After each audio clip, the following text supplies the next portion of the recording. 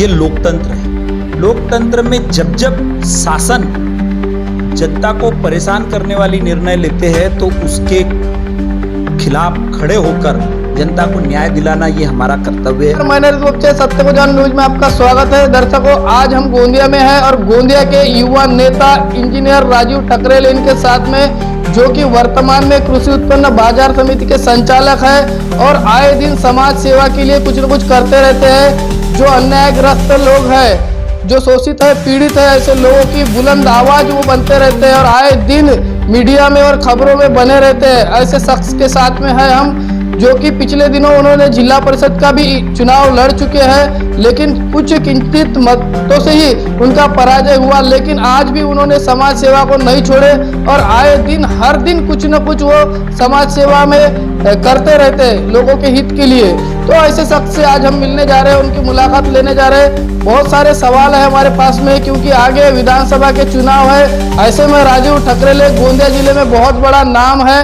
और कांग्रेस पक्ष के अंदर में भी एक युवाओं की धड़कन के रूप में वो देखे जाते हैं। बहुत सारे युवा उनसे प्रेरणा लेकर राजनीति में आए और राजकारण कर रहे हैं उनके हाथ के नीचे भी।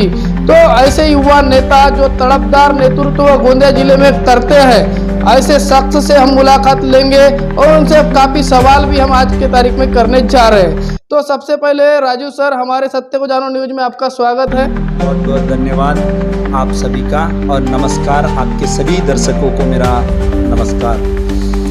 मैं इंजीनियर राजीव ठकरेले, मैं मुक्काम इर्री, पोस्ट नवरगांव कला, तहसील जिला गोंदिया, यहाँ का रहवासी हूँ और मैं एक पोस्ट ग्रेजुएट सिविल इंजीनियर हूँ।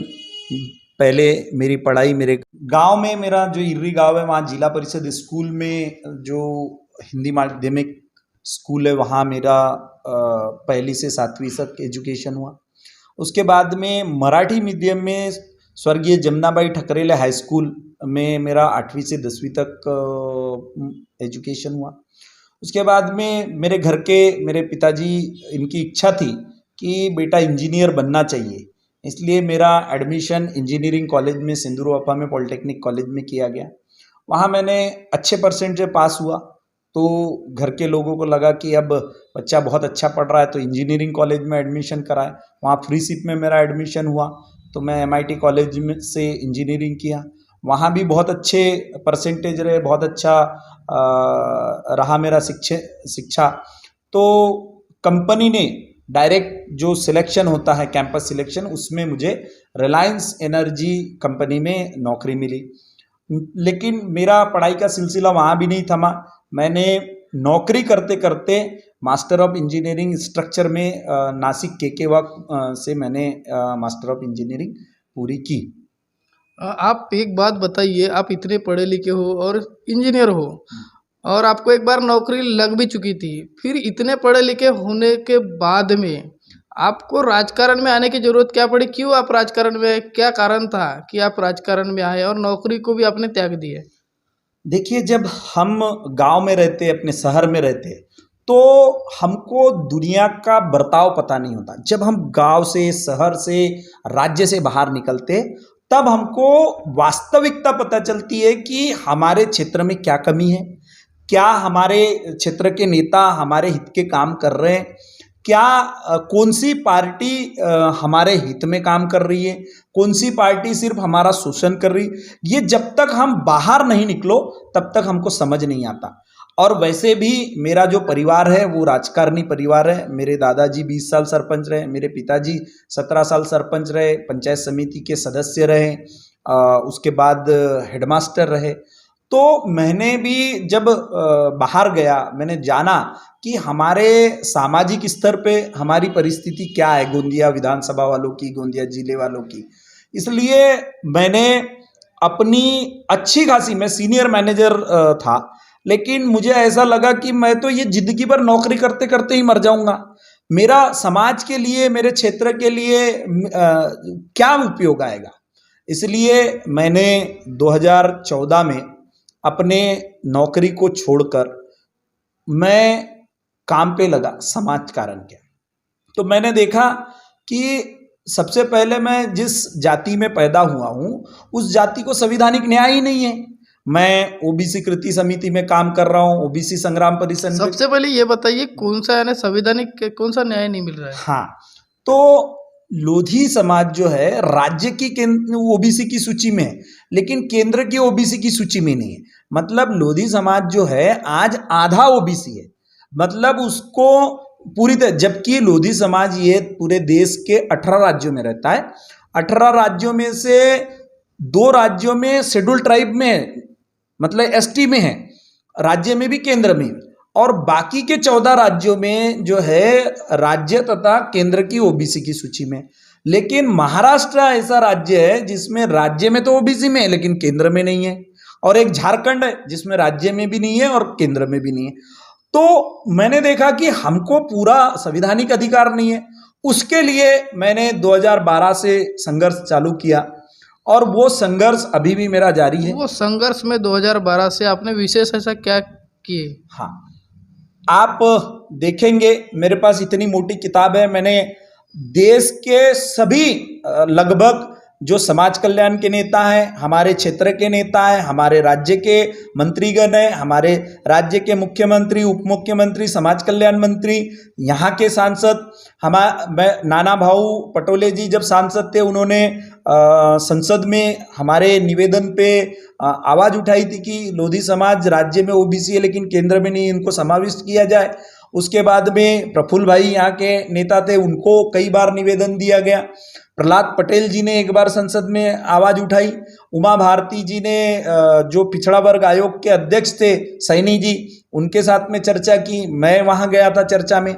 और अभी कल 26 जुलाई को मैं मुंबई में राष्ट्रीय पिछड़ा वर्ग के आयोग के अध्यक्ष माननीय हंसराज अय्यर जी से मिल के आ रहा हूं, उनको निवेदन करके आ रहा हूं कि हमारे समाज को आप न्याय दीजिए। हमने 295 पेजेस की एक फाइल बनाई है, हमारे समाज की राजनीतिक, शैक्षणिक, सामाजिक और आर्थिक परिस्थितियों का वहां बायोडाटा दिया है।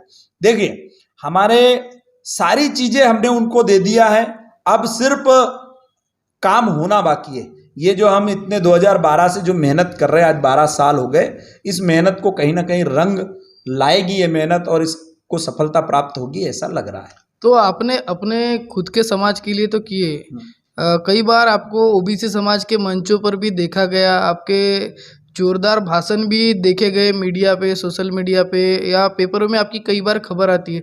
तो ऐसे में आपने ओबीसी समाज के लिए क्या क्या कदम उठाए? देखिए, मैं जो भी काम करता हूँ पूरा तन मन धन से भिड़ के काम करता हूँ। लोधी समाज के लिए काम किया तो देश में आज तक ऐसा आंदोलन नहीं हुआ, पूरे देश के इतिहास में लोधी समाज के बहुत बड़े बड़े नेता है, लेकिन आज तक आंदोलन 20,000 से अधिक लोग थे उस आंदोलन में, जंतर मंतर पे। यहां से गोंदिया, भंडारा से पूरे हर राज्य से लोग गए थे।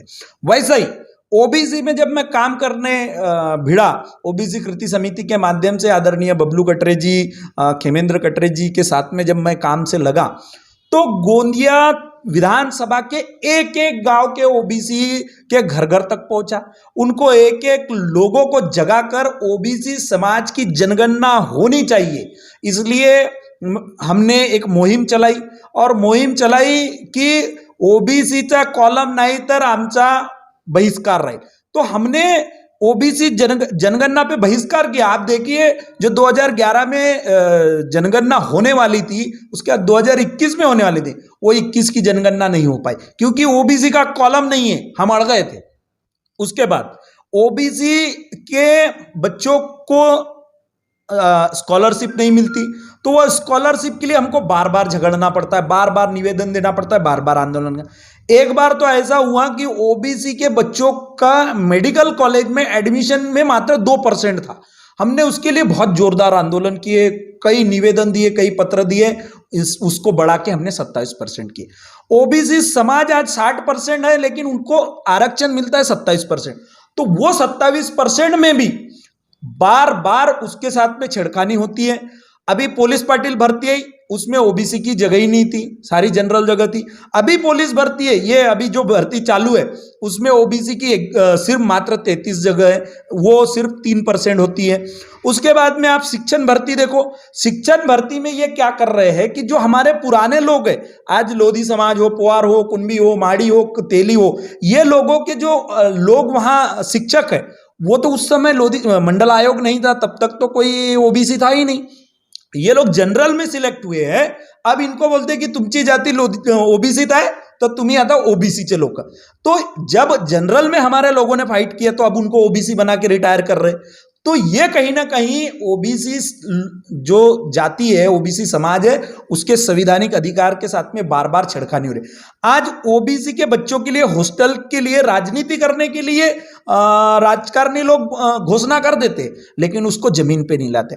आज हॉस्टल का काम बंद पड़ा हुआ है, हॉस्टल में फर्नीचर नहीं है करके हॉस्टल चालू नहीं हो रही। उसके लिए हमने कई निवेदन दिए, कई आंदोलन किए। अभी पिछले महीने हमने निवेदन दिया और मैंने आमरण उपोषण की धमकी दिया कि अगर आपने हॉस्टल बच्चों का चालू नहीं किए तो हम आमरण उपोषण करेंगे।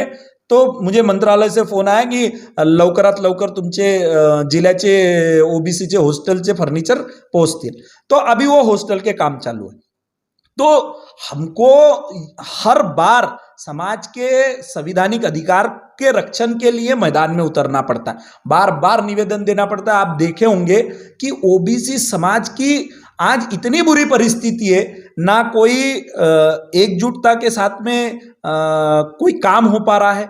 तो ये एकजुटता लाने के लिए हमको बार बार इस क्षेत्र में काम करना। मुझे एक बात बताइए, जब आप ओबीसी समाज के साथ में इतने सारे अन्याय होने की बात कर रहे हैं, तो क्या कोई विशेष पक्ष या कोई विशेष संगठन या कोई एक सरकार ये ओबीसी के साथ में जानबूझ के अन्याय कर रही है क्या? बिल्कुल।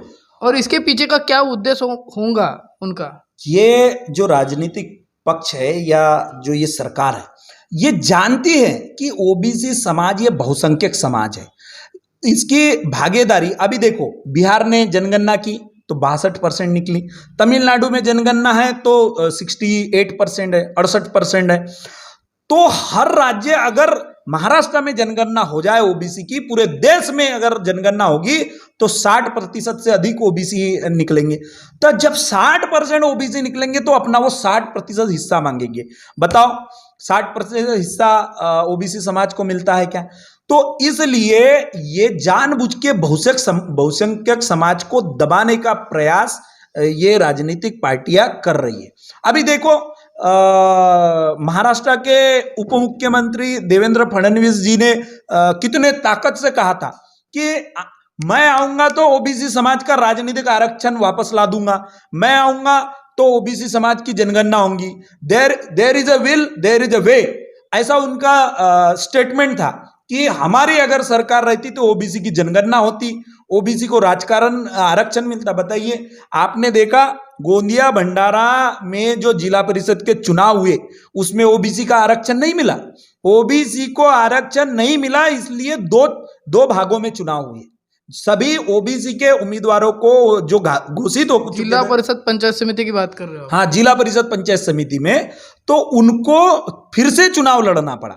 नागपुर में तो इतना दुर्भाग्य देखिए कि जो हमारे ओबीसी के लोग ओबीसी की सीट पर जीत कर आए थे, उनको अपना पद छोड़ना पड़ा और उनको जनरल पे लड़। कितना बड़ा दुर्भाग्य है ये हमारे ओबीसी समाज के लिए। हमें संवैधानिक अधिकार नहीं मिल पा रहा है, इसीलिए ओबीसी समाज और पिछड़ा। अभी बताइए, पुलिस भर्ती में सिर्फ 30 जगह है, अगर वही हमको 27% जो मिल रहा है उतना 27% मिलता तो 168 जगह होती। बताइए कितने ओबीसी बच्चों का नुकसान हुआ? 130 बच्चों का। ऐसा शिक्षक भर्ती में नुकसान हो रहा है, ऐसा पुलिस पटेल भर्ती में नुकसान हो रहा है, ऐसा आंगनवाड़ी सेविका की भर्ती में नुकसान हो रहा है, ऐसा नर्स की जो आरोग्य सेविका है उसके भर्ती में नुकसान हो रहा है। मतलब हर जगह ओबीसी समाज को कहीं ना कहीं दबाने का प्रयास किया जा रहा है। तो ओबीसी समाज के बारे में आपने इतनी सारी बातें कही कि अन्याय हो रहा है, तो मेरा ये बोलना है कि पर्टिकुलर कोई पक्ष या कोई संगठन ये जानबूझ के ओबीसी समाज के साथ में षड्यंत्र कर रहा है क्या? और कर रहा है तो कौन सा पक्ष कर रहा है? जैसे कि आपने कहीं ना कहीं देवेंद्र फडणवीस जो भी वर्तमान में उप मुख्यमंत्री महाराष्ट्र के, उनका नाम लिए, उल्लेख किए, तो क्या भाजपा जानबूझ के ऐसा कुछ कर रही है कि ओबीसी का जनगणना नहीं करना, ये सारी चीज़ें, या जो अन्याय जो हो रहा है ओबीसी के साथ में? ये मैं भारतीय जनता पार्टी ओबीसी समाज पे अन्याय कर रही, इसके 5 उदाहरण आपको देता हूं। सबसे पहला उदाहरण कि भारतीय जनता पार्टी की सरकार केंद्र में है, लेकिन इन्होंने जनगणना नहीं कराई। ये सबसे बड़ा अन्याय है। जब तक जातिगत जनगणना होगी नहीं, तब तक न्याय मिलेगा नहीं, तब तक हिस्सा मिलेगा नहीं, तब तक हमको हर क्षेत्र में अपनी मौजूदगी नजर आएगी नहीं। एक दूसरा, 384 आईएएस जो ओबीसी समाज के यूपीएससी की परीक्षा दे के सिलेक्ट हो गए, सारी चीजें हो गई, उनको क्रीमिलियर सर्टिफिकेट के लिए इस केंद्र की सरकार ने अटका के रखा। आज उन ओबीसी समाज के 384 आईएएस में से 12 लोगों ने आत्महत्या कर दी, क्योंकि इस बात को लगभग 7 साल हो गए। बताओ, जो आईएएस डायरेक्ट बना रही है, अभी आपने देखा वो ओम बिरला जी की लड़की डायरेक्ट आईएएस बन गई, वो सुषमा स्वराज जी की बेटी आईएएस बन गई। मतलब इनके जो राजनेता घराने के इनके जो बच्चे हैं वो डायरेक्ट आईएएस बन रहे हैं। अदानी कंपनी में काम करने वाले मैनेजर लोग आईएएस बन रहे हैं और बड़ी बड़ी पोस्ट पे। तो लेकिन हमारे ओबीसी के 384 बच्चे आज आत्महत्या कर रहे हैं, लेकिन सरकार के कान पे जू तक के नहीं रेंग रही है। ये 2 उदाहरण हो गए। तीसरा, मैंने जो देवेंद्र फडणवीस जी का अभी नाम लिया, इन्होंने मराठा समाज को आरक्षण देने के लिए अभी आपने देखा होगा, अभी 6 महीने पहले पूरे महाराष्ट्र में जनगणना कराई। इनने क्यों नहीं उसके साथ साथ ओबीसी की जनगणना कराई? डायरेक्ट सबके, चाहे वो एससी हो, एसटी हो, वीजेएनटी हो, ओबीसी हो, सबके नाम पे लिख दिया एमएसबीसीसी, मतलब बैकवर्ड।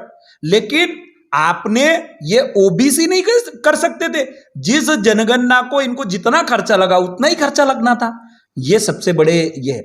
ओबीसी के हॉस्टल चालू करने के जो इनके वादे थे वो अभी तक नहीं हुए हैं। तो ये चौथा उदाहरण मैंने आपको दिया। सबसे खास बात मैं बता रहा हूं, ओबीसी समाज के जो आरक्षण है उसको खत्म करने के लिए इनने कॉन्ट्रैक्ट भर्ती लाए। ये जो आंदोलन कर रहे हैं, इन पे दबाव डाल रहे, आमरण उपोषण की जो इनको धमकी दे रहे, इससे बचने के लिए इनने ये कॉन्ट्रैक्ट भर्ती लाए।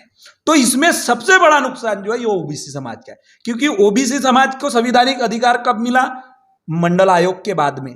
तो ओबीसी समाज को मेन जो धारा है, इस देश की मेन धारा में आने के लिए हमको आजादी मिली 1947 में, तो मंडल आयोग लागू हुआ 1992 में। तो हम 40 साल से पीछे। आज एससी समाज, एसटी समाज जो हमारे बहुजन समाज के प्रतिनिधि है वो आगे है हमसे। उस कारण है क्योंकि वो 40 साल पहले से संवैधानिक धारा में है। तो ये हमारे साथ में सबसे बड़ा खिलवाड़ है, सबसे बड़ा धोखा है, और इसमें भारतीय जनता पार्टी की महत्वपूर्ण भूमिका है। तो आगे आप ओबीसी समाज को न्याय दिलाने के लिए क्या करोगे और इसके पहले क्या क्या किए? देखिए, हमने ओबीसी समाज को विदेशों में जाने के लिए परदेसी शिष्यवृत्ति की एक योजना है, वो योजना इन्होंने एक दमनकारी जो अड़चने हैं, कंडीशन है, वो लगा के उसको लगभग बंद करने का काम किया था। हमने बहुजन अधिकार मंच के माध्यम से एक निवेदन दिया और 15 जुलाई जो ये गई है उस दिन से हम आमरण उपोषण पे बैठने वाले थे, लेकिन मंत्रालय से फोन आया कि तुम्हारी जो कंडीशन है हमने मान लिया है, वो जो विदेशी शिष्यवृत्ति की योजना है वो पहले जैसी थी वैसी उसको कर दिया। पहले क्या था, उसमें 55% होना था, जो इनने 75 कर दिया था। पहले ऐसा था कि एक घर से 2 लोग जा सकते थे, इनने एक कर दिया था। पहले ऐसा था कि वहाँ की यूनिवर्सिटी के फीस के अकॉर्डिंग जितना खर्चा लगेगा वो सरकार देगी। फिर इनने क्या कर दिया था, डिग्री कॉलेज को 40 लाख रुपए ही देंगे और पीएचडी वालों को 75 लाख रुपए तक देंगे, जबकि उनकी फीस 90 लाख 1 करोड़ रुपए तक की। और अब बताइए, जिस बच्चे को तुमने विदेश भेजा उसने विदेश से ग्रेजुएशन किया, अब उसको विदेश से पोस्ट ग्रेजुएशन करना है तो वो वहां नहीं कर सकता, उसको वो सुविधा नहीं मिलेगी, क्योंकि इनने बोले कि एक ही बार ले सकते। अब बताओ, जिस बच्चे ने विदेश से ग्रेजुएशन किया, विदेश से पोस्ट ग्रेजुएशन करेगा, विदेश से डॉक्टरेट करेगा।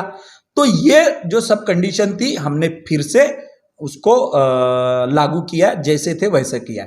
उसके बाद में ओबीसी हॉस्टल इनको चालू करना पड़ रहा है, हम बार बार ये कर रहे हैं। हमारी महाज्योति पोर्टल के अंदर ओबीसी विभाग के जो बच्चे हैं उसके लिए स्वाधार योजना लागू करना पड़ रहा है, क्योंकि हम उसके लिए पीछे पड़े। हमेशा उसके लिए सरकार को बार बार निवेदन देते, सरकार को अपनी उपस्थिति दिखाते। आपने देखा होगा हम बड़े बड़े आंदोलन करते। अब क्या है, सरकार को जब संख्या दिखती है तभी सरकार को लगता है नहीं कि ओबीसी समाज कहीं ना कहीं हमसे दूर हो जाएगा, इसलिए फिर वो आते हैं। हमने जनगणना की बहिष्कार किए, तो आज देखिए कहीं ना कहीं जनगणना रुकी हुई है, और जब भी जनगणना होगी तो ओबीसी समाज का कॉलम वहाँ रखना ही पड़ेगा, ये हमारी मांग है। मैं आपको एक बात बोलना चाहूँगा कि कई बार गोंदिया जिले में भी कई जो मतिमंद लड़की है या नाबालिग लड़की है, इनके साथ में भी कई बार हमने देखा है कि कहीं ना कहीं अन्याय अत्याचार होता है। तो क्या ऐसी कोई घटना को आपने कभी उठाया क्या? इस बात पे कभी अपने संज्ञान लिए हो? पिछले साल जो गोंदिया जिले की कमर गांव की जो बेटी थी, वो मतिमंद बच्ची थी, जिसके साथ में ये मुर्दोली के जंगल में एक टैक्सी ड्राइवर ने उसको उठाकर लेके गया और उसके साथ में दुष्कर्म किया। दुष्कर्म करने के बाद में उसको जंगल में छोड़ दिया, तो वहाँ कुछ लोगों ने उसको पकड़ के उसके साथ में दुष्कर्म किया। फिर वहाँ से वो बच्ची उठ के आगे गई तो भंडारा जिले में पहुंची, तो भंडारा जिले के एक टायर पंचर की दुकान वाले ने उसके साथ में दुष्कर्म किया, उसके साथ में कई लोग थे। तो ये ऐसी घटना हुई और उसको मार के फेंकने की षड्यंत्र किया गया और उसको इस हाल में छोड़ दिया गया था कि वो जिंदी है कि मरी है ये पता करना मुश्किल था। लेकिन एक पुलिस पाटिल मैडम थी, उनकी नज़र पड़ी उस पर भंडारा जिले की, और उन्होंने वो पुलिस के हवाले उनको किया। तो वो घटना इतनी बड़ी घटना थी कि मुख्यमंत्री यहाँ आए, उप मुख्यमंत्री आए, पूरा महिला बाल कल्याण हिल गया। महाराष्ट्र की सेक्रेटरी लेवल की जो जांच अधिकारी यहाँ पुलिस विभाग की आई, महिला आई, और उन्होंने 600 पन्नों की एक जांच रिपोर्ट दी, लेकिन उस विषय में अभी तक न्याय नहीं मिला। उसके लिए मैंने दोनों जिलों में आंदोलन किया। यहाँ के एसपी साहब से मिला, वहाँ के जो मतानी साहब आज जो एसपी है वो उस समय भी एसपी थे, तो उनसे मुलाकात की। वो पीड़ित परिवार को अपने साथ लेके हर जगह मैंने आंदोलन किया, रेस्ट हाउस में प्रेस वार्ता की, पूरे गोंदिया के जितने भी सामाजिक संगठन उनको जोड़ के निर्भया गोंदिया के नाम से एक ग्रुप बनाया, एक संगठन बनाई, और सभी हमारी जो समाज सेविका महिलाएं हैं उनको इसमें जोड़ा और इस माध्यम से सरकार पर पूरा प्रेशर बनाने का काम किया। लेकिन दुर्भाग्य ऐसा है कि उस महिला को न्याय नहीं मिल सकता। आखिर उनके साथ उनसे किसने दुष्कर्म किया ये अभी तक पता नहीं चल पाया। जिन लोगों को गिरफ्तार किए थे उन लोगों ने एक्सेप्ट किया, लेकिन जिनने शुरुआती में जो दुर्व्यवहार उनके साथ किया, बलात्कार किया, वो लोग अभी तक नहीं मिल पाए। और आज भी उस महिला की क्या परिस्थिति है उसकी देख रेख के लिए हमेशा मैं जाते आते रहता हूँ, उनसे संपर्क में रहता हूँ। लेकिन मेरा आपके माध्यम से निवेदन है सरकार से कि उस महिला का ध्यान रखा जाए, ये मेरी आज भी आपसे निवेदन है। वैसे ही देवरी तालुका की एक नाबालिग बच्ची अभी जो 6 महीने पहले केस हुआ था, उसको एक शादी में गई थी और उसको उसके साथ में सामूहिक बलात्कार करके लोगों ने उसको मार के फेंक दिया। लेकिन 8 से 10 दिन बीत गए थे तो उसके कातिलों का पता नहीं चल रहा था, उसके बलात्कारियों का पता नहीं चल रहा था। हमने यहाँ रेस्ट हाउस में प्रेस कॉन्फ्रेंस ली, प्रेस कॉन्फ्रेंस लेके सारे नेताओं को निवेदन दिए। हमारे जो आदिवासी समाज के संगठन है उसके साथ में कैंडल मार्च किया और नई प्रशासकीय इमारत के सामने से पूरे शहर में कैंडल मार्च निकाला, और तब जाके 10-12 दिन बाद उनके कातिलों का और बलात्कारियों का पता चला था। तो कहीं ना कहीं महिलाओं पे जब भी अत्याचार अन्याय हुआ तो उनको न्याय दिलाने के लिए भी हमने अग्रेसित काम किया है और अग्रेसित काम करते रहेंगे। माताओं बहनों को सम्मान और माताओं बहनों को न्याय दिलाना ये हमारा कर्तव्य है। एक प्रकरण आपके जीवन में ऐसा सामने आया कि एक मतिमंद महिला के साथ में अन्याय हुआ और आपने इस प्रकरण को बहुत गंभीरता से लिए, और आज भी उस परिवार से आप मिल मुलाकात बोलो या हालचाल उनकी पूछते रहते हो। हालांकि ये बात अलग है कि शासन प्रशासन ने अभी तक उनको न्याय नहीं दिला पाया, लेकिन आप अपने कार्य में लगे हो। तो उसी प्रकार आप क्या जनहित में कुछ काम किए, या किए तो क्या क्या काम किए, कौन से मुद्दे पे काम किए हो जनहित में? देखिए, ये लोकतंत्र है। लोकतंत्र में जब जब शासन जनता को परेशान करने वाली निर्णय लेते हैं तो उसके खिलाफ खड़े होकर जनता को न्याय दिलाना ये हमारा कर्तव्य है। सरकार ने एक साथ, ऐसा पहली बार हुआ है, ये देवेंद्र फडणवीस और शिंदे साहब की सरकार ने एक साथ 30% से ऊपर इलेक्ट्रिक बिल बढ़ा दिया। जिस इलेक्ट्रिक बिल लोगों को 1000 रुपए आता था वो 1400 से 1800 रुपए आने लग गया। इनने स्थिर आकार बढ़ा दिए। ये यहां भी नहीं रुके, ये एक बार 30% बढ़ाया, फिर 10% बढ़ाया, फिर 10% बढ़ाया, मतलब सीधा इन्होंने 50% इलेक्ट्रिक बिल बढ़ा दिया। इसके ऊपर हमने मोर्चा निकाला, इसके ऊपर आंदोलन निकाल के सरकार को ये एहसास दिलाया कि ये आपकी दमनकारी नीति, ये हिटलरशाही नीति, ये बहुत गलत है। जो शासन सरकार को जनता को बहुत महंगाई की मार देने वाली ये नीति है।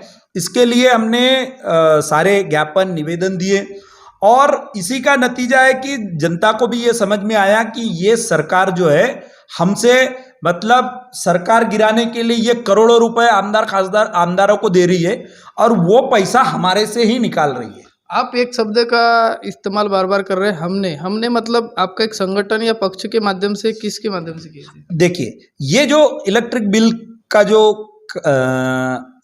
आंदोलन है ये हमने पक्ष के माध्यम से किए।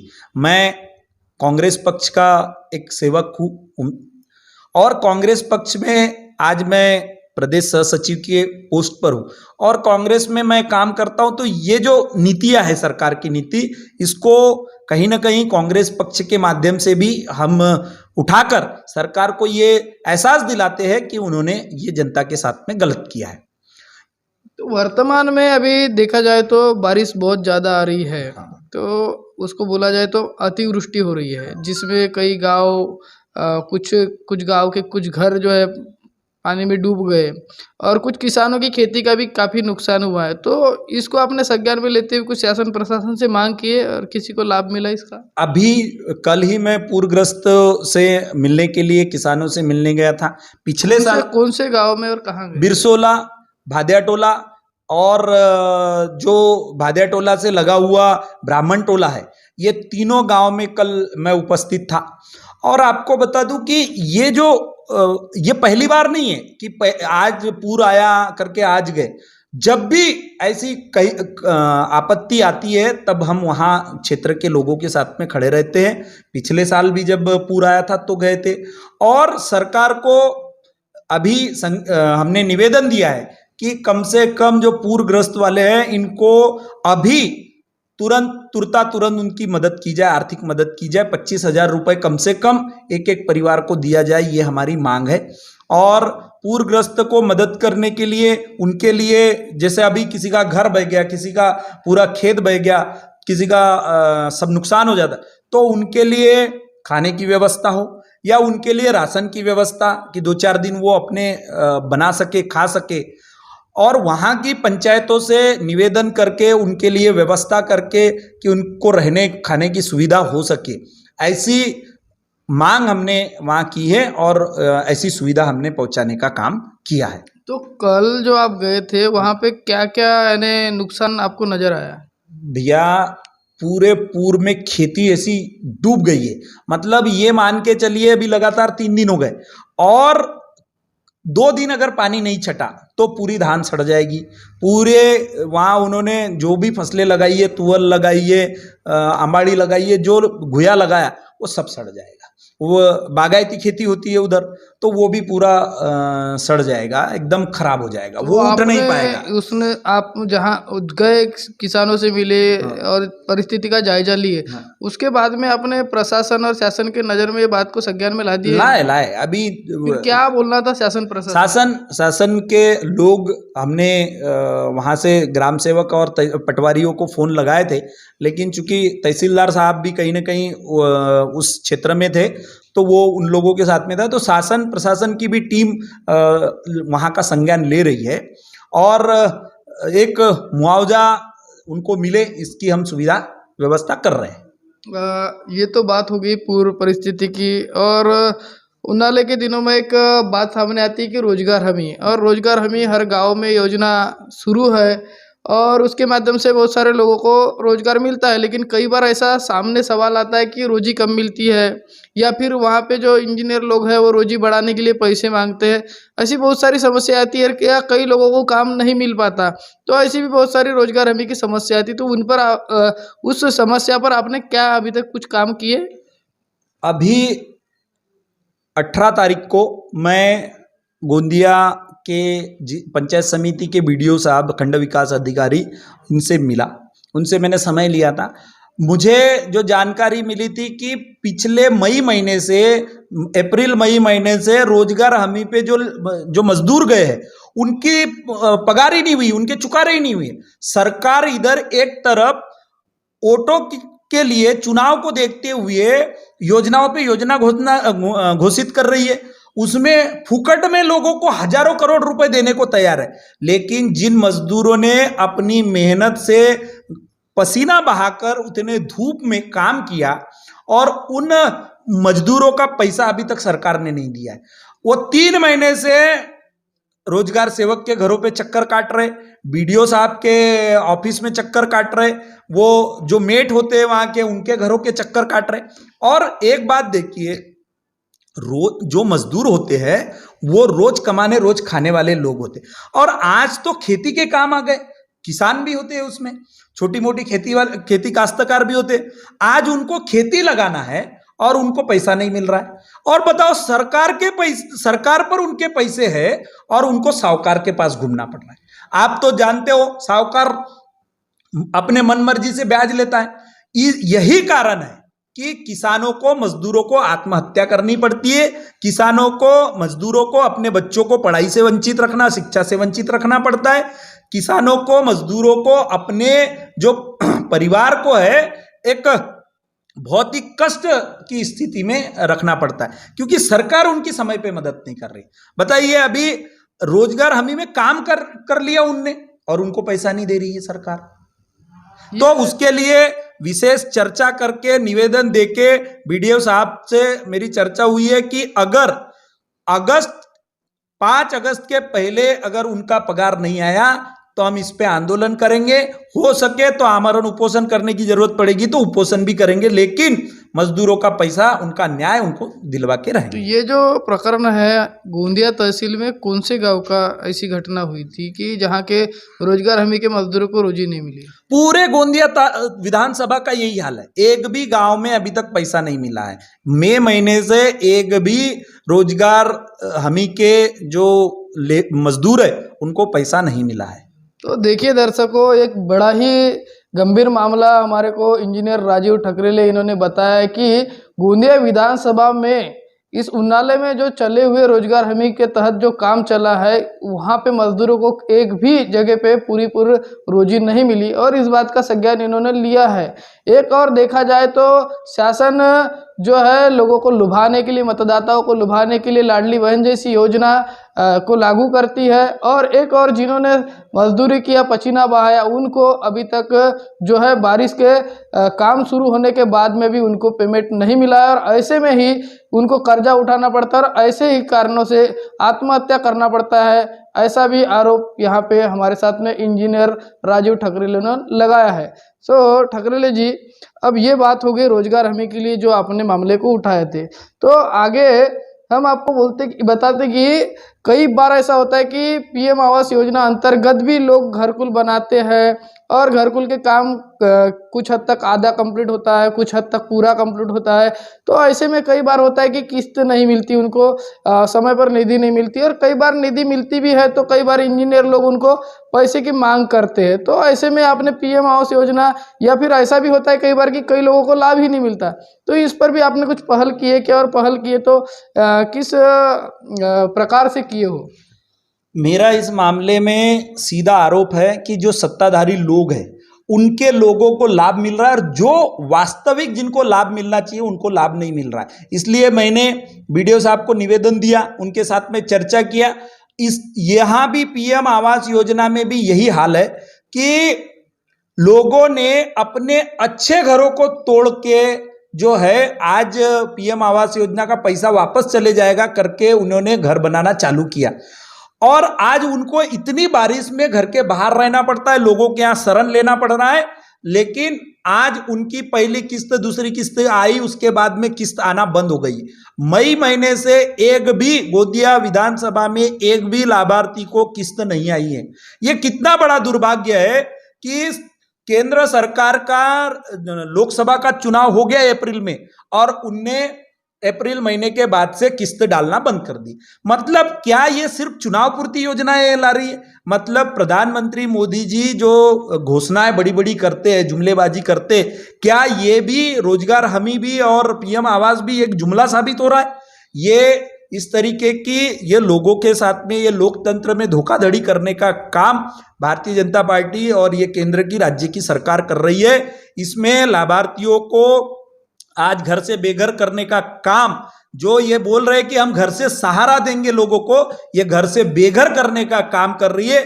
मेरी आपके माध्यम से निवेदन है कि जल्द से जल्द पीएम आवास योजना के लाभार्थियों के खाते में पैसे डाले, किस्तें डाले, क्योंकि ये जो खाते में पैसे डाल रहे 1,40,000, इसमें बिल्कुल घर नहीं बनता, लेकिन इस उम्मीद से लोग अपने घर को तोड़ देते हैं। और इसमें ये 1,40,000 में एक घर की एक दीवार नहीं बनती। इनके शादी एक कुर्सी, प्रधानमंत्री जी एक कुर्सी, जिस कुर्सी पे बैठते वो भी 20-20 लाख रुपए की रहती है, और हमारे पूरे गरीब परिवार को ये बोलते हैं कि 1,40,000 में रहो।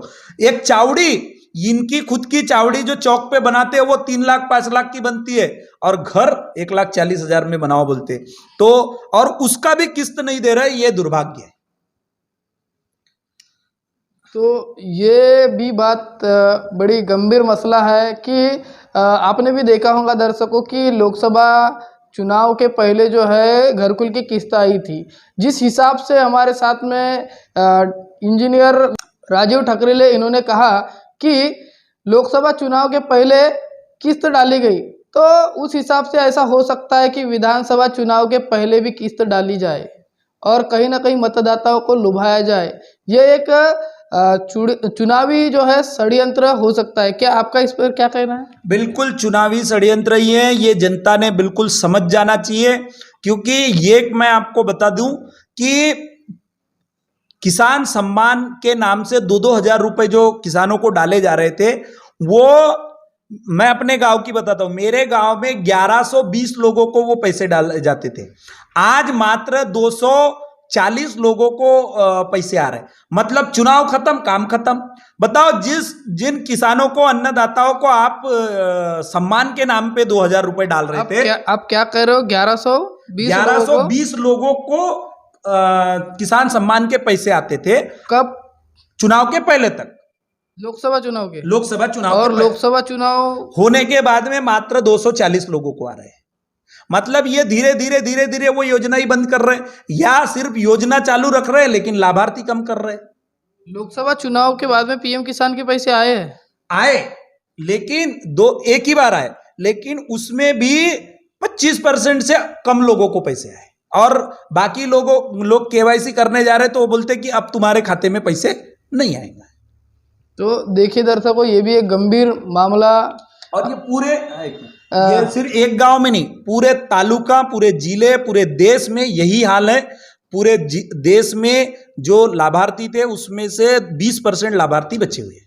तो देखिए दर्शकों, एक गंभीर मामला सत्य को जानो न्यूज के सामने इंजीनियर राजीव ठकरेले इन्होंने रखा है। इस पर भी शासन ने संज्ञान लेने की जरूरत है। आपने जिस प्रकार बहुत सारे क्षेत्रों के मुद्दों को उठाए हैं, तो आरोग्य भी बहुत बड़ा क्षेत्र है, और ऊपर से आप गोंदिया तहसील में रहते हो, और गोंदिया में ही यहाँ पे जो है जिले का केटीएस हॉस्पिटल है। पूरे जिले के रुग्ण यहाँ पे आते हैं, गरीब लोग, अमीर लोग सभी आते हैं। तो ऐसे में आरोग्य क्षेत्र में आपकी क्या भूमिका रही है? देखिए, अभी मोरवाई पीएससी ये मेरे आसोली जिला परिषद अंतर्गत सबसे बड़ी पीएससी है, प्रमुख पीएससी है। यहाँ गर्मी में क्षेत्र के जो पेशेंट है उनको पानी नहीं मिल पा रहा था, डॉक्टरों को पानी नहीं मिल पा रहा था। इतने भयानक गर्मी में कूलर बिना पानी के चल रहे थे क्योंकि पानी नहीं था। जब मेरे संज्ञान में ये बात आई, मैंने वहाँ निवेदन दिया। वहाँ का निवेदन तालुका जो आरोग्य अधिकारी है उससे बात की। उनसे बात करने के बाद में जो जिला आरोग्य अधिकारी है वानखेड़े साहब, उनसे बात की और बात करके माननीय खासदार डॉक्टर प्रशांत पटोले जी जब पहली मुलाकात करने गोंदिया में आए तो मैंने माननीय खासदार साहब के माध्यम से जिला आरोग्य अधिकारी तथा जो वाटर सप्लाई के जो जेई है उनका एक साथ में बैठाल के मीटिंग करवाया और 7 लाख रुपए वहां मंजूर कराकर एक बोरवेल और बोरवेल के साथ साथ पक्की पानी की व्यवस्था, टंकी बड़ी करने की व्यवस्था की वहां हमने मंजूर करा दी है। तो क्या होता है कि अगर पीएससी में पानी नहीं रहेगा तो पेशेंट कैसे एडमिट रहेंगे, कैसे वहां काम होगा, ये हो गए। दूसरा, आरोग्य के विषय में केटीएस में तो हमारा रोज आना जाना है, रोज क्षेत्र के लोग हर आदमी का फोन आता है, वहां डीन साहब से बात करना, ये तो चलते ही रहता है। लेकिन सबसे खास बात बताना चाहता हूं कि जब कोरोना महामारी आई थी तो कोरोना महामारी में सबके एक दूसरे से संबंध टूट गए थे। ऐसे वक्त में हमने लोग, जो जरूरतमंद लोग थे, उनको खाना पहुंचाना, उनके लिए दवाएं पहुंचाना, उनको इतनी इसमें भयानक परिस्थिति में भी उनके साथ खड़े रह के उनके मोहल्ले मोहल्ले में जाके सैनिटाइजर करा देना।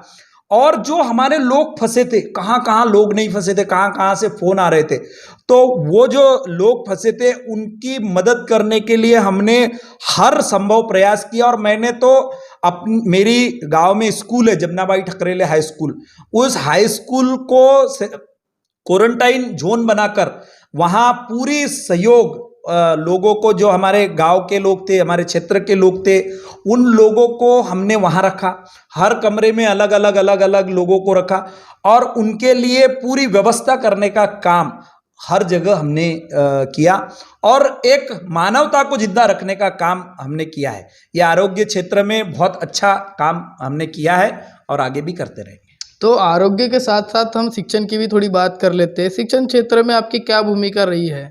शिक्षण क्षेत्र में सबसे खास बात मैं बताना चाहता हूं कि आंगनवाड़ी सेविका जो होती है, आंगनवाड़ी जो केंद्र होता है, यहाँ सबसे पहले तो 1 दिन का बच्चा भी आता है, जो पैदा हुआ वो जो शिशु होता है वो भी आता है और गर्भवती महिला भी आती है। लेकिन आंगनवाड़ियों में पंखे लगे नहीं है, ये बड़ी दुर्भाग्य की बात है। तो मैंने सबसे पहले मेरी ये मांग थी कि आंगनवाड़ियों में पंखे की व्यवस्था की जाए, इलेक्ट्रिसिटी की व्यवस्था की जाए, पानी की व्यवस्था की। वहाँ आरओ तो दिए लेकिन लाइट नहीं होने की वजह से आरओ काम नहीं कर रहे। तो क्षेत्र में हर जगह पे पानी की व्यवस्था हो, पंखे की व्यवस्था हो, ये मैंने मांग की, क्योंकि जो इस देश का भविष्य है उनके साथ ही ऐसा अगर खिलवाड़ हम करेंगे तो वो भविष्य क्या तैयार होगा, इसलिए वो। दूसरी बात, हमारे जिले में 185 स्कूलें जिला परिषद ने बंद कर दी। अरे भैया, यहाँ नई नई स्कूलें रोज चालू हो रही, प्राइवेट स्कूलें, इंग्लिश स्कूलें चालू हो रही है, सीबीएसई हो रही है, इंटरनेशनल स्कूलें चालू हो रही है। मतलब शिक्षा के प्रति हमारा समाज, हमारे लोग जागरूक है, लेकिन हमारी सरकार जागरूक नहीं है। हमारी सरकार उनको सुविधा नहीं दे पा रही है। इस आज जो स्पर्धा का दौर है, इस स्पर्धा के दौर में स्पर्धा में हम टिक सके ऐसी शिक्षा सरकार नहीं दे पा रही है, इसलिए बच्चे प्राइवेट स्कूल की तरफ जा रहे। तो मैंने माननीय जिला परिषद के अध्यक्ष को यह पत्र लिखा था कि आप जिला परिषद की स्कूलें, सेमी स्कूल से सेमी इंग्लिश, फुल इंग्लिश और जो नवोदय में पढ़ाया जाता है वो कोर्स को लागू करो। जब तक हम, बताइए, प्राइवेट स्कूल में 7,000 6,000 वाले टीचर रहते, वो अच्छा पढ़ा लेते हमारे 70-80 हज़ार, 1 लाख 1.5 लाख रुपए पगार वाले शिक्षकों से। हमारे शिक्षक अच्छे, हमारे कर्मचारी अच्छे, लेकिन हमारी सरकार कहीं ना कहीं हमारे बहुजन बच्चों को ये शिक्षा से दूर रखना चाहती है, क्योंकि शिक्षा सवाल खड़े करता है और इनको सवाल नहीं चाहिए, इसलिए ये हमारे बच्चों को शिक्षा से दूर करने की साजिश करते हैं। उसके साथ साथ शिक्षा के क्षेत्र में जो भर्ती ले रहे थे, अभी एक तो स्कूलों में टीचर नहीं है, टीचरों की कमी है, और हमने इनको निवेदन दिया था कि टीचर भर्ती करो। अब इनने एक स्कीम लाई थी कि जो टीचर रिटायर हो गए हैं उनको पढ़ाने का मौका दे। अब बताइए, हमारे इतने युवा बेरोजगार है और ये लोग जो शिक्षा से सेवानिवृत्त हो गए उनको मौका दे रहे थे, लेकिन हमारे युवाओं को नहीं। उस पर हमने बड़ा आंदोलन किया, निवेदन दिया, और उस योजना का हमने पुरजोर विरोध किया, तो वो योजना आज लागू नहीं हो पाई। में आपने देखा और पूरे देश में एक बहुत बड़ा मुद्दा उठा एजुकेशन सिस्टम के खिलाफ में कि नीट की जो एग्ज़ाम है उसमें कहीं ना कहीं धांधली हुई, पेपर लीक होने की बातें आई, तो ये जो बहुत बड़ा मुद्दा गूंजा, तो इस बात को आपने संज्ञान में लेते हुए कुछ कदम उठाए?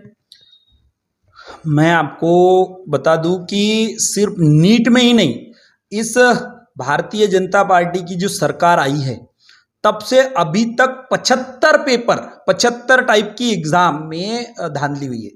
ये नीट आईएएस की परीक्षा के बाद में दूसरी सबसे कठिन परीक्षा है, जिसके लिए सिर्फ बच्चा ही इसमें सफर नहीं होता, पूरे माँ बाप तन मन धन से उस बच्चे के पीछे लगे रहते कि मेरा बच्चा पढ़ लिख के आगे बढ़ेगा। लेकिन नीट जैसी परीक्षा में ये सरकार ने, मेरा सीधा आरोप है, सरकार ने ये घोटाला किया, ये धांधली की है। क्योंकि सरकार ने पहले वनरक्षक के पेपर में धांधली की, पटवारी के पेपर में धांधली की, शिक्षक भर्ती में धांधली की, और हर राज्य में की। जहां जहां भारतीय जनता पार्टी की सरकार है वहां वहां की व्यापम घोटाला इतना बड़ा किया। तो इनको समझ में आया कि ये शिक्षा के क्षेत्र में बहुत पैसा है, हजारों करोड़। ये नीट के घोटाले में इनका 700 करोड़ रुपए जमा करने का मिशन था। ये जय जलाराम स्कूल है जो गुजरात में गोधरा में, ये जय जलाराम स्कूल के संस्थापक जो है मनीष पटेल, वो भारतीय जनता पार्टी के कार्यकर्ता है। इनकी जो स्कूल है जय जलाराम पब्लिक स्कूल, इसका उद्घाटन स्मृति ईरानी जब वो शिक्षा मंत्री थी उन्होंने किया। जो आनंदीबेन पटेल जो है राज्यपाल थी, उन्होंने उसका उद्घाटन किया। तो ये भारतीय जनता पार्टी से, और जिन्होंने जो मेन सरगना है वो भारतीय जनता पार्टी के मुस्लिम विभाग का जिला उपाध्यक्ष है। तो इनको ये घोटाले की आदत लग चुकी है और इनको पता है कि इस घोटाले में पैसा बहुत है, तो इसलिए ये लोग ये घोटाला कर रहे हैं। इस पे हमने एनयूसीआई कांग्रेस के एनयूसीआई विभाग की ओर से आंदोलन किया। वो जो national testing agency Modi ji ने बनाई है उसको रद्द करो, ये हमारी मांग है, क्योंकि उसी के माध्यम से घोटाला हुआ। और जब हमने जांच की मांग की, हमारे नेता राहुल गांधी जी ने जांच की मांग की, तो इनने जो एनटीए के प्रमुख है उसको ही जांच का प्रमुख बना दिया।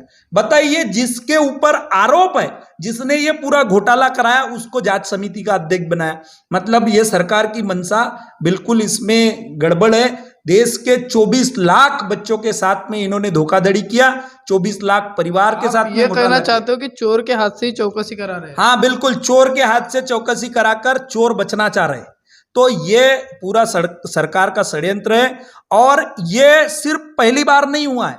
मेरा आरोप है पिछले 2014 से नीट की परीक्षा में घोटाले होते जा रहे, ये तो इस बार सामने आया है। लेकिन ये जिस तरीके से इनने 75 परीक्षाओं में घोटाले किए हैं वैसा ही ये करते आ रहे हैं।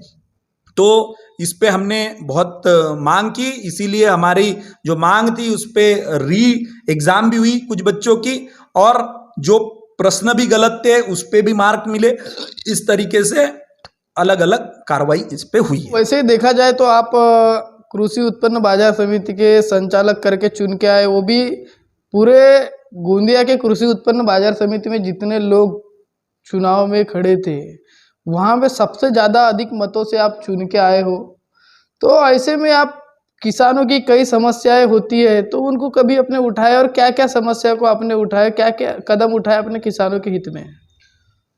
मैं बताऊं कि जब से मैं संचालक बना हूं, मुझे कृषि उत्पन्न बाजार समिति की ओर से एक लेटर पैड मिला है। आप देखेंगे वो लेटर पैड में अब 10-20 पन्ने बचे हैं, क्योंकि हर समस्या पे पत्र लिख के उसका निराकरण करना मेरा काम है। आपको बता दूं कि जैसे हम कृषि उत्पन्न बाजार समिति में हमारी पैनल आई, हम सत्ता में हैं, तो हमने किसानों को टैक्स फ्री किया, वहां कर्ज फ्री किया, पूरा कर मुक्त किया। क्योंकि पहले क्या होता था, किसान आता था, अड़तिया के पास में अपना माल देता था और अड़तिया उससे पैसे लेता था और वो जाता था, उसका माल भी सबसे कम। हमने आते बराबर किसानों के लिए एक जगह निर्धारित की कि भाई किसान अपना माल यहाँ चिल्लर में बेच सकता है। मतलब किसान ने अगर 50 किलो, 60 किलो, 100 किलो माल लाया और उसको ऐसा लगता है कि मैं चिल्लर में बेच के 2 घंटे बैठ के मेरा माल बिक जाएगा, तो जो ठोक में उसको 30%, 10 रुपए किलो जो मार्केट में टमाटर जा रहा है, वो ठोक में कितने में बिकता है? 3 रुपए, 4 रुपए में, और उसमें भी उसको अड़तिया को पैसे देना पड़ता है।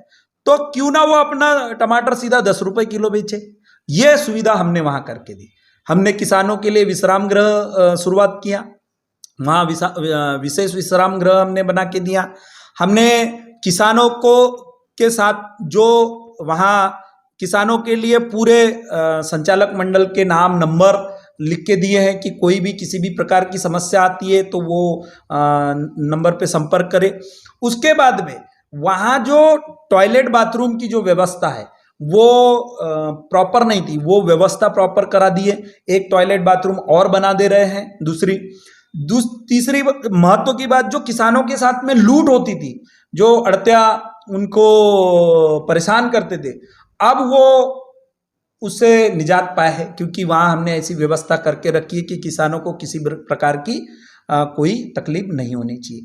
तो ये हो गया मेरा एक संचालक बनने के बाद में जो है कार्यों को। उसके बाद में एक किसान प्रतिनिधि होने के नाते आज आपको बता दूं कि रबी की धान किसानों ने धान सोसाइटी में दिए और उनका चुकारा अभी तक नहीं आया था। इस पूरे गोंदिया जिले में, गोंदिया जिले के किसानों ने अभी तक 97 करोड़ का जो है धान यहाँ दिए। 97 करोड़ का जो है धान सोसाइटी में दिए। पहले टर्म में 20 करोड़ रुपए आए, उसके बाद में 77 करोड़ रुपए बचे। अब बताइए, किसानों ने धान दिया मई में और आज जुलाई खत्म होने आया, अगस्त चालू हो रहा है, बारिश पानी आ गया, बरसात की परा लगाना चालू हो गया है। ऐसे में किसानों को परा लगाने के लिए, ट्रैक्टर के लिए, खाद के लिए, सबके लिए पैसा लग रहा है और अभी तक सरकार उनका पैसा नहीं दी। तो इस मुद्दे पे मैंने 11 जुलाई को निवेदन दिया डीएमओ को, उनके साथ में पूरी चर्चा की। चर्चा करके पता चला कि 16 तारीख को पैसे आए, लेकिन अब क्या हो रहा है, श्रेय लेने का काम हो रहा है पूरे सरकार में। तो सरकार ने जो वेबसाइट थी जिससे पैसे जाते थे किसानों के खाते में, वो वेबसाइट को बदल दिया। अब वो वेबसाइट बदलने से टेक्निकल प्रॉब्लम के कारण 23 तारीख तक किसानों को पैसे नहीं मिले। तो वो 16 तारीख से 23 तारीख तक भी मैं सतत डीएमओ के संपर्क में रहा, वहाँ उनके ऑफिस में गया और उनके जो टेक्निकल प्रॉब्लम थे उस पर भी हमने बात की। इस निवेदन की जानकारी मैंने अपने खासदार साहब को दी, विरोधी पक्ष नेता हमारे विजय वटेट्टीवार साहब को दी और मेरे जो राजनीतिक गुरु है आदरणीय नाना भाऊ पटोले जी, उनको इस निवेदन की जानकारी दी और मैंने उनसे भी निवेदन किया कि भाऊ इसको जल्दी से जल्दी किसानों का पैसा मिल सके, इसके लिए आप सहयोग करो। तो उन्होंने सहयोग किया और हमारे प्रयासों से किसानों को अभी 65 करोड़ रुपए आए हैं और वो 65 करोड़ रुपए अभी किसानों के खाते में जा रहे हैं। अभी भी 12 करोड़ रुपए बचे, उसके लिए भी मेरा सतत प्रयास है कि जल्द से जल्द 12 करोड़ रुपए किसानों को मिले। और ये पहली बार नहीं है, ऐसा किसानों को हर बार सरकार परेशान करती है। तो कहीं ना कहीं हमारा इस माध्यम से, आपके माध्यम से सरकार को निवेदन है कि ये खेती प्रधान देश है, इसमें आज भी जीडीपी खेती के भरोसे चलती है और कोरोना काल ने साबित करके दिया कि सबसे अच्छी इंडस्ट्री कोई है तो वो खेती है। और पूरे खेती ने कोरोना काल में 2 साल पूरे देश को संभाला। तो इसीलिए आपके माध्यम से मैं निवेदन करता हूं कि किसानों को इतना ना तरसाएं, उनके पैसे समय पे दिए जाएं। तो अभी तक आपने देखा दर्शकों की इंजीनियर राजीव ठकरेले इन्होंने किसानों के हित में क्या कदम उठाए और क्या मांगे पूरी हुई, क्या अधूरी रह गई। तो दर्शकों, इस बीच हमारे लिए चाय आ चुकी है और अब हम करेंगे चाय पर चर्चा। तो इंजीनियर साहब, हमें बताइए कि अभी तक जो आपने किसानों की समस्या बताए और समस्या के लिए आपने क्या क्या कदम उठाए जो पूरी हो उनकी मांगे, इसके लिए। तो इस बीच में आपको कुछ बातें मैं याद दिलाना चाहता हूँ कि जो जो फसल का जो खरीदी किया गया था धान, उसको अभी तक डीओ लगा नहीं, कुछ लगना शुरू हुआ है। दूसरी बात, रबी फसल के चुकारे किसानों को नहीं मिल पाए हैं और कई बार हम सुनते हैं कि खरीदी केंद्र में घोटाले होते हैं और कई बार उजागर भी होते हैं। तो ऐसे मामलों में आपने कुछ संज्ञान लिए क्या? देखिए, पहली बात तो धान खरीदी केंद्र पर किसानों का शौक के नाम पे 4 किलो 6 किलो 10 किलो तक धान लोग ज्यादा ले रहे थे। उस बारे में भी हमने पत्र लिखकर अपने एपीएमसी से संचालक होने के नाते पूरे धान सोसाइटियों को पत्र गए कि कोई भी जो शासकीय शौक है परसेंटेज उससे ज्यादा ना ले। एक दूसरा, धान खरीदी का एक हमारे गोंदिया में चूटिया ग्राम में श्रीराम धान सोसाइटी है, उसमें एक बहुत बड़ा घोटाला हुआ पिछले साल। तो उस घोटाले में क्या हुआ कि पूरे क्षेत्र के किसानों ने वहां धान दिए, उस बंदे ने बिल नहीं मारा और पूरा धान जो है उठा के बेच दिया। उसके गोडाउन में एक बोरा भी धान नहीं है और किसानों का बिल नहीं माना उसने। इस मुद्दे पे किसान इधर उधर भटकते रहे। एक दिन किसानों ने ठाना कि इस क्षेत्र के जो आमदार है उसके घर के सामने, क्योंकि वो आमदार साहब का एकदम पक्का कार्यकर्ता था, आमदार साहब का उसको पूरा समर्थन था, आमदार साहब के घर के सामने जाके आमदार साहब का घोटाले में समर्थन था या कार्यकर्ता उसका है करके कार्यकर्ता उसका पक्का कार्यकर्ता था। घोटाला हुआ है तो कहीं ना कहीं आमदार साहब की ताकत उसके पीछे थी, इसलिए उसको लगा कि मेरा कुछ नहीं होगा। तो किसानों को जमा किए, किसान सीधा आमदार साहब के घर के सामने ही बैठे और आमदार साहब के घर के सामने लगातार 3 दिन किसान बैठे रहे। तब जाके किसानों के जिनके पक्के बिल थे उनको पैसा मिला। उसमें हमारी भी महत्वपूर्ण भूमिका थी, हम भी गए, किसानों के साथ बैठा मैं और किसानों के साथ बैठ के उनको हिम्मत दिलाई, उनके साथ रहा, उनके निवेदन में साथ रहा। तब जाके जिनके पक्के बिल थे उनको पैसा मिला। लेकिन आज भी जिनके पास कच्चे बिल थे उनके पैसे नहीं मिले, उसके लिए आज भी किसान दर दर भटक रहा है। उस मांग को लेके मैंने डीएमओ साहब को अभी भी, मैं 1 मिनट आपको रोकना चाहता हूँ। हमारे दर्शकों को ये आप बता दीजिए कि कौन से आमदार की आप बात कर रहे हैं और कच्चे बिल और पक्के बिल का क्या फर्क है? जनता के आमदार विनोद जी अग्रवाल। और कच्चे बिल और पक्के बिल का क्या फर्क है? ये क्या होता है, उन्होंने जब धान आ रही थी तो किसी को चिट्ठी लिख के दे दिया, भाऊ तुम्हारे 200 बोरा धान आ गए, इतने कुंटल हो गए, ये ले जा लो, मैं बिल बाद में मार दूंगा। तो ऐसे करके जिले में हमारे गोंदिया विधानसभा में लगभग 150 किसान हैं और जिनके पास में पक्के बिल थे, लेकिन उस पक्के बिल होने के बावजूद धान ही नहीं। अब ये पणन मंडल धान मांग रहा है, धान नहीं, राइस मिलर जा रहे धान उठाने, धान नहीं, तो फिर वो पेमेंट किसानों को कैसे आएगा? तो इसलिए हमने उस आमदार साहब के घर के सामने ही आंदोलन कर दिया और आंदोलन करने के बाद में पक्के बिल वालों को तो पैसा मिला, लेकिन कच्चे बिल वालों को अभी तक पैसा नहीं मिला। ये धान गया कहाँ? ये धान उस धान सोसाइटी के संचालकों ने वो धान बेच डाला, जहां अच्छे रेट मिला उनको बेच डाला और वो किसानों के खाते में पैसे दिए। उनने धान पणन मंडल को नहीं दिया, राइस मिल को मिलिंग के लिए नहीं दिया, सीधा बाहर बेच डाला। तो ये जो बड़ा घोटाला है, इसमें महत्वपूर्ण भूमिका निभाकर किसानों को पैसे दिलवाने का काम किया है और जिन लोगों को पैसे नहीं मिले उनको भी पैसे जल्द से जल्द मिले, ये हमारी तैयारी है। तो इस तरीके से हमने काम किया है। और महत्वपूर्ण सबसे खास बात आपको बताता हूं, केंद्र सरकार ने किसानों को गुलाम बनाने के लिए, केंद्र सरकार ने देखा कि कोरोना में सबसे अच्छा काम किसानी में हुआ है, किसानी बंद नहीं हुई थी, तो बोले ये इंडस्ट्री अपने मित्रों को देना है, अपने पार्टनर अदानी को देना है, इसलिए उनने उनके हिसाब के 3 काले कानून लाए और किसानों को गुलाम बनाने की साजिश की।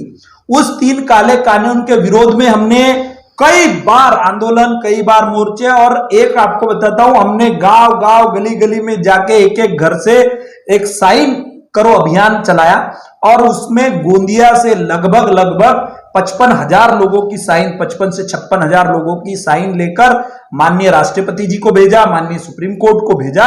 ऐसे पूरे देश में ये मुहिम चली, तब जाके वो काले कानून रद्द हुए। उसमें भी हमने एक महत्वपूर्ण भूमिका निभाई और हर मामले में हम किसान के प्रतिनिधि होने के नाते किसानों के साथ खड़े हैं, किसानों के हित में खड़े हैं, किसानों के सेवा में खड़े हैं।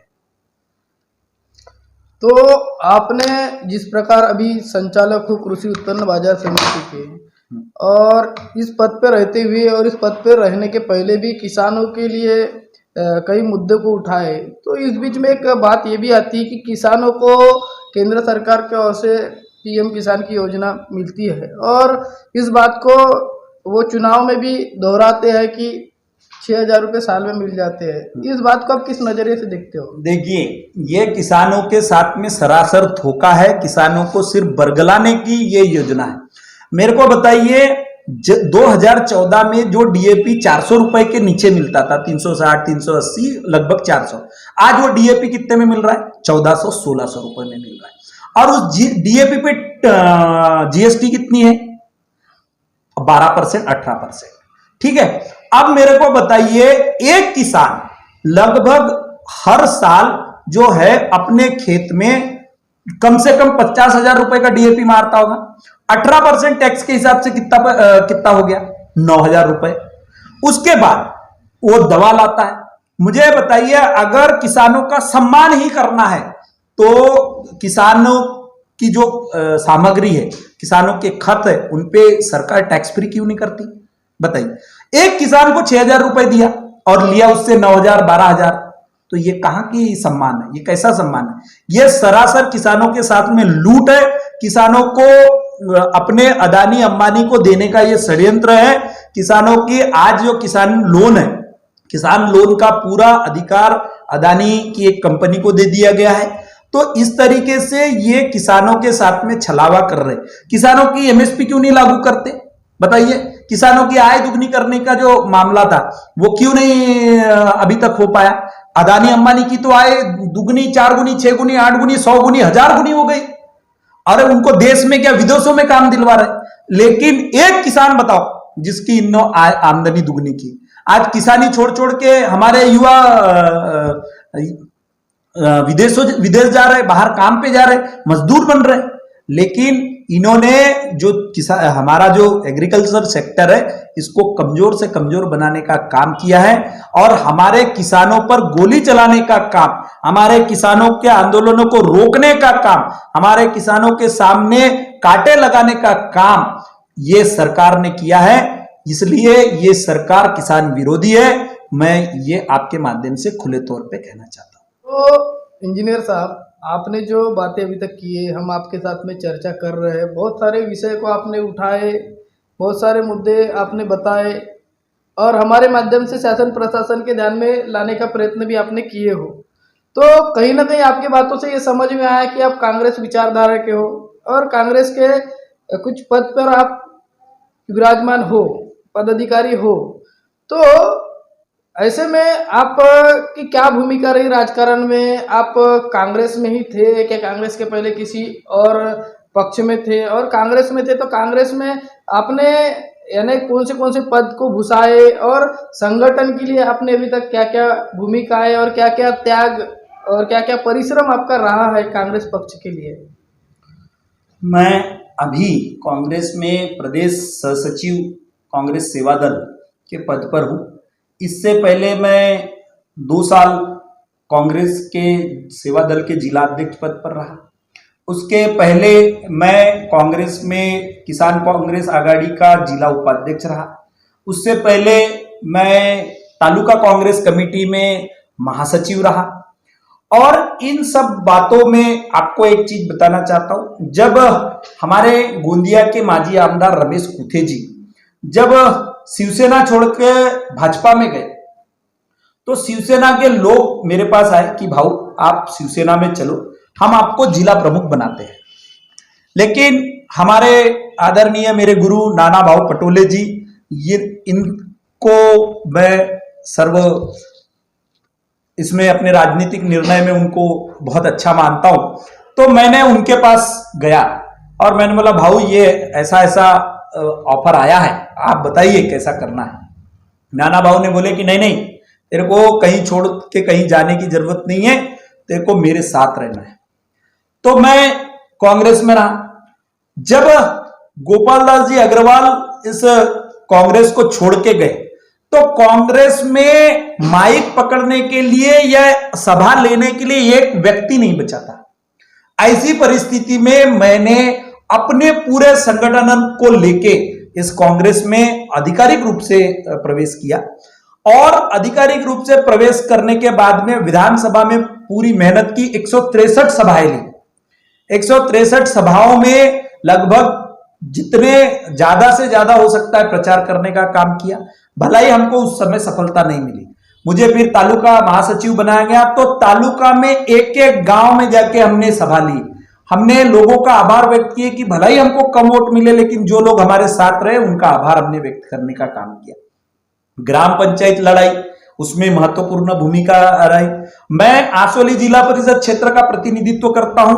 जिला परिषद में वहां जनरल सीट थी तो मैं प्रयास कर रहा था, लेकिन अचानक वहां महिला सीट आ गई। तो मेरी पत्नी 6 महीने पहले डिलीवरी हुई थी, मेरा बच्चा 6 महीने का था।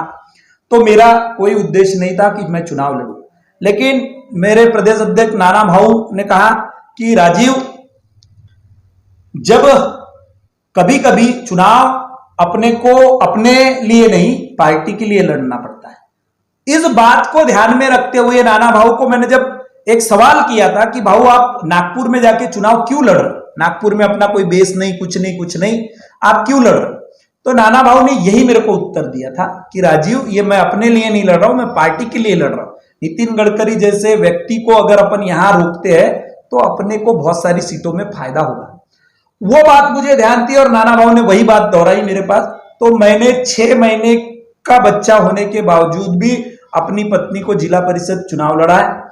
और चुनाव लड़ा के आपको बता दूं, जिस क्षेत्र में गोपाल दास अग्रवाल जी ने एक ग्राम पंचायत का सदस्य तक के उस क्षेत्र में नहीं रखा था, एक सेवा सहकारी का सदस्य नहीं रखा था, जहां कांग्रेस सुपड़ा साफ हो गई थी, ऐसे क्षेत्र में मैंने 3500 वोट लेकर गोंदिया विधानसभा में सबसे ज्यादा वोट लेने का मान नाना भाऊ को और कांग्रेस पार्टी को दिया। जिस क्षेत्र में एक व्यक्ति नहीं था कांग्रेस का, वहां हमने कांग्रेस खड़ी की है। वहां भारत जोड़ो यात्रा हो, जनसंवाद यात्रा हो या कोई भी कार्यक्रम अभी हम आसोली जिला परिषद क्षेत्र में करते, वहां एक मजबूत कांग्रेस बना के रखने का काम हमने किया है। पूरे विधानसभा में काम करने का काम, अभी लोकसभा में मुझे 4 जिला परिषद, मुझे और हमारे साथियों को 4 जिला परिषद दी थी। नीलम हलमारे जी, जितेश राणे जी, अनीता मुनेश्वर, हम और आशीष उपवंशी, संतोष लिल्लारे, ऐसे हमको एक टीम बनाकर ये 4 जिला परिषद दिया था। आसोली जिला परिषद, फुलचूर जिला परिषद, पिंडकेपार जिला परिषद और खमारी जिला। तो आपको बता दूं, इस लोकसभा चुनाव में इस 4 जिला परिषद में हमने 20,000 से अधिक मत लिए, मतलब हम, और उसमें भी आसोली जिला परिषद में हम सबसे ज्यादा वोटों में रहे। तो कहीं ना कहीं आसोली, फुलचूर, खरमारी, पिंडकेपार, इसमें 20,000 से ज्यादा वोट लिए। तो 5,000 पर जिला परिषद हमने वोट लिए, ये बहुत बड़ी बात है। उसके बाद में हमने जो शिक्षण, जो विधायक बने अड़बेले साहब, उनके लिए मेहनत किए। जो एडवोकेट अभिजीत वंजारी जी का पदवीधर चुनाव हुआ, मेरे आसोली जिला परिषद में 276 वोट थे, उसमें से लगभग 252 वोट माननीय अभिजीत वंजारी जी को दिलवाने का काम हमने किए। तो इतना अच्छा काम, और ये जितने भी आंदोलन, जितने भी ये, जब हम कांग्रेस में 2-4 लोग थे और आंदोलन करते थे तो लोग हंसते थे हमारे ऊपर कि पूरे देश में तो कांग्रेस सुपड़ा साफ हो ही रही है, लेकिन गोंदिया में तो कोई नामो निशान नहीं है पार्टी का झंडा उठाने वाले, लेकिन ये कुछ पागल है जो यहां कुछ तो भी करते रहते। तो हम लोगों लोगों की निंदा और लोगों की हंसी पे नहीं गए। हमने पार्टी के लिए ईमानदारी से काम किया, निष्ठा से काम किया, और आज उसी का नतीजा है कि जिस पार्टी को विधानसभा में मात्र 8,000 वोट मिले थे, उस पार्टी को 5 साल बाद लोकसभा में 75,000 वोट मिले। जिला परिषद में 26,000 वोट मिले। जो राष्ट्रवादी कांग्रेस पार्टी, यहां प्रफुल्ल भाई जैसे बड़े नेता हैं, उनसे ज्यादा वोट दिलवाने का काम हमने किया था। और यह हमारा इस संगठन को दिया हुआ योगदान है, इस पार्टी को दिया हुआ योगदान है। और आज भी आप देख रहे होंगे, जितने भी आंदोलन, जितनी भी चीजें करते अलग अलग संगठनों के माध्यम से, कहीं ना कहीं इससे पार्टी को फायदा मिलता है। कहीं ना कहीं राजीव ठकरेले ये कांग्रेस का आदमी है, ऐसी कहीं ना कहीं प्रतीत होता है, और लोग उस माध्यम से कांग्रेस से जुड़ते। हमने कम से कम सैकड़ों लोगों को पार्टी में प्रवेश कराने का काम किया है, और एक एक बूंद बूंद से घड़ा भरने का काम किया है। इसीलिए आज 75,000 वोट लेकर कांग्रेस पार्टी का मान बढ़ा है, और डॉक्टर प्रशांत पटोले जैसे एक नए व्यक्ति को भी गोंदिया भंडारा लोकसभा क्षेत्र में विजयश्री जिलाने का काम किया है। नहीं तो अगर गोंदिया में ही हम 8,000 वोटों पे रह जाते तो प्रशांत पटोले जी 40-50 हजार वोटों से हार जाते। और भारतीय जनता पार्टी की पूरी नजर गोंदिया विधानसभा पे थी, क्योंकि गोंदिया विधानसभा में आजी आमदार, माजी आमदार दोनों साथ में थे, राष्ट्रवादी साथ में थी, प्रफुल्ल भाई जी साथ में थे, सब लोग इतने दिग्गज साथ में थे, और यहां हम लोग छोटे छोटे लोग थे। मैं आपको बता दूं, लोकसभा में सारे न्यूज चैनल पे इंटरव्यू देने का काम हमने किया। मीडिया में भी बढ़ चढ़कर हिस्सा लेकर सुनील मेंढे जी का बोर्ड दिखा और इनाम पाओ, ये योजना चलाई, क्योंकि सबसे निष्क्रिय खासदार के रूप में वो थे। उनका हमने प्रचार प्रसार किया, और प्रचार क्षेत्र में अग्रसर रहकर काम करने का काम किया। तो देखा आपने कि हमारे साथ में इंजीनियर राजीव ठकरेले है, और अभी तक के हमने काफ़ी चर्चाएं उनके साथ में की है, और इससे समझ में ये आ रहा है कि वो काफ़ी वर्षों से जो है समाज हित के लिए काम कर रहे हैं। और दूसरी बात यह भी कि पक्ष के लिए भी उनकी तमाम भूमिकाएं रही, और बहुत सारे कार्य उन्होंने पक्ष के लिए भी किए हैं।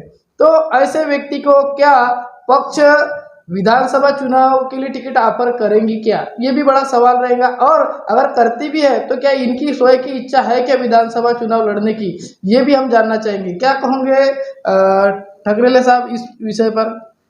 बिल्कुल, अगर पार्टी मुझे मौका देती है, नाना भाऊ पटोले बोलेंगे कि राजीव इस बार अपने को चुनाव लड़ना है, तो पूरी ताकत से, पूरी ईमानदारी से जो हमने जनहित में कार्य किए हैं उसका प्रचार प्रसार करके संगठन में काम किया है, वो संगठन को और भी मजबूत बनाकर इस बार विधानसभा चुनाव में उतरेंगे।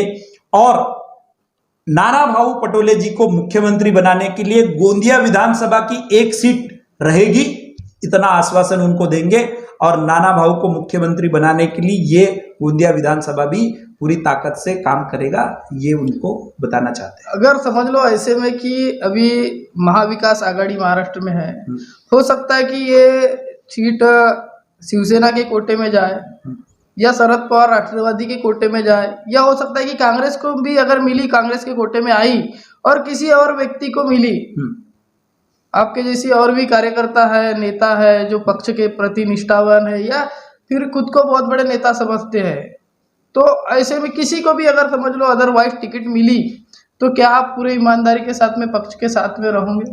बिल्कुल, हम महाविकास आघाड़ी के गठबंधन के साथ में रहेंगे, पक्ष के साथ में रहेंगे, और पूरी ईमानदारी से जैसे हमने यहाँ से खासदार जिताया वैसा ही आमदार भी जिताएंगे, और आमदार जिताकर जो कि नाना भाऊ को मुख्यमंत्री बनाने के लिए एक विधायक यहाँ से भेजेंगे, इतना मैं आपको आश्वासित करता हूं। तो दर्शकों, अभी तक हमारे साथ में गोंदिया कांग्रेस के जाने माने चेहरे इंजीनियर राजीव ठकरेले थे, और उन्होंने किन किन विषयों पे काम किए, पक्ष के लिए क्या क्या किए, क्या है उनकी विचारधारा, इस पक्ष के संगठन के लिए काम करने की क्या है भूमिका, ये सारी चीज़ों को हमने देखा है।